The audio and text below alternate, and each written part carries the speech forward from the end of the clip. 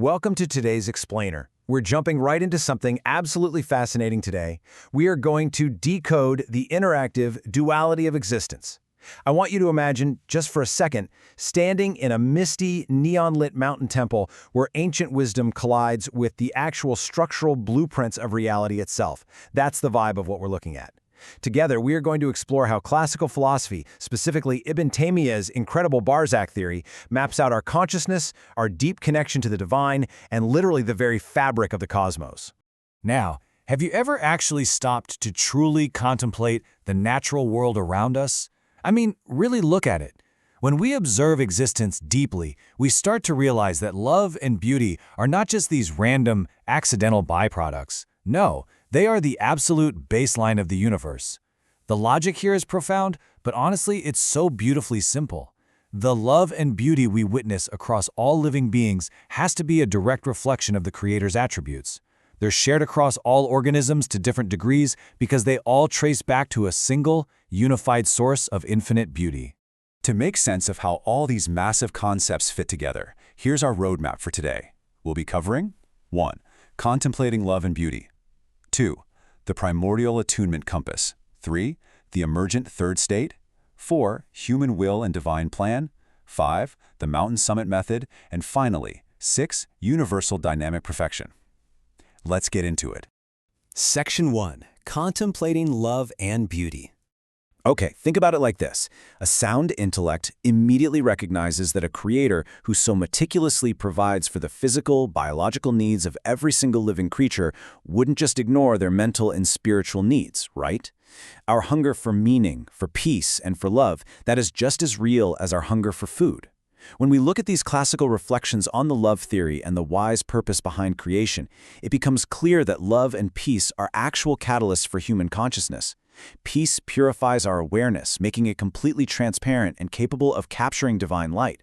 Love, on the other hand, actively nurtures that consciousness, cultivating deep meaning within it. It's not passive, it's a deeply active, purifying contemplation. Section 2. The Primordial Attunement Compass. So you might be wondering, how exactly are we wired to receive this light and love in the first place? Well, classical texts call this inner wiring fitra, or primordial attunement. This is literally the foundational starting point of human consciousness. It operates perfectly on the borderline between the unseen, the stuff we just can't fully wrap our heads around, and the witnessed, the physical, tangible world we experience every day. It's crucial to understand that fitra isn't just a blank slate. It is a living, breathing disposition, just waiting to interact with signals from the external world to awaken its primordial knowledge. When we zoom out and look at how different civilizations handle consciousness, there's a really stark contrast. Western philosophy has mostly anchored itself to the material intellect, going all in on physical senses and worldly reason, but kind of leaving the spirit behind. Eastern philosophy often does the exact opposite, focusing intensely on the spirit intellect through silent meditation and dissolving the self into the whole, but sometimes neglecting the grounded, gritty reality of the physical body. But what if there's an alternative, a way that actually unites these poles instead of dividing them? Section 3. The emergent third state. Enter Ibn Taymiyyah's Barzakh theory, or the emergent Isthmus. This is the framework of dual consciousness and unified witnessing, and it bridges that gap perfectly. The emergent Isthmus is defined as a completely new third state that comes to life from the interaction of two distinct poles. But here is the real kicker. This new state differs from the original poles in kind, not just in degree. Think of it like a true synthesis of matter and spirit. It isn't just some watered-down compromise in the middle. It is an entirely new, elevated reality generated by their constant interaction. Now this is where it gets really interesting, especially regarding what scientists call the hard problem of consciousness. Western science does a great job grounding the material pole through biological life, but the spiritual pole is often just totally absent or vaguely pointed at. The Barzakh theory, however, solves this. It grounds the material pole in the physical body and instinct, the nefs, and simultaneously grounds the spiritual pole in the perceptive spirit intellect, the fuad. Full, true consciousness is simply the emergent reality of these two exact poles interacting. It's a solved puzzle. But hey, this isn't just abstract philosophy meant to sit in a textbook. It is a lived, breathing practice. The ultimate behavioral embodiment of this third state is actually found in things like daily prayer. Think about it. Prayer requires complete bodily presence, standing, bowing, moving in sync with biological rhythms, but it also demands complete spiritual presence, oriented entirely toward the absolute. It's a repeated daily habit that builds full consciousness over time. There's no extreme tilt toward the material world and no total dissolution into the spirit. It's just pure, ascending harmony.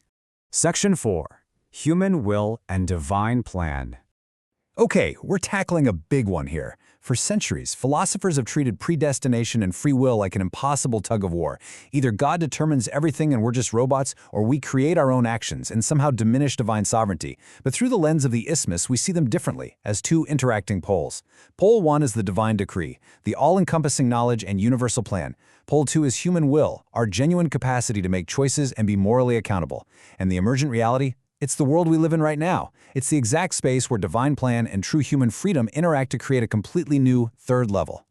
As we unpack these classical arguments, a really profound framework for divine justice emerges. Divine perfection is dynamic. The Creator's system is so incredibly perfect that it structurally incorporates human agency, our prayers and our actions as genuine causes within the overarching plan. You aren't overriding the cosmic script. Your genuine choices are actually part of the script's architecture. It's a brilliant system that perfectly preserves both our moral accountability and absolute divine sovereignty. Section 5. The Mountain Summit Method. Now, to navigate this complex architecture of reality, we need a reliable cognitive toolkit. When you hear the word moderation, you probably think of a compromise, right? Like giving up a bit of A and a bit of B just to meet in the middle. But true moderation, wasatya, is actually a towering mountain summit. It rises way above the extremes of both poles, giving us a vantage point to see what neither isolated extreme could possibly see. It unites these different sources of knowledge into one balanced system without erasing or dominating any single part. So how do we actually climb this summit safely? We use highly structured cognitive tools. First, we have analogy, which lets us extend known concepts based on shared underlying causes. Then there's equity, which is a purpose-guided departure from strict analogy to ensure true justice isn't lost.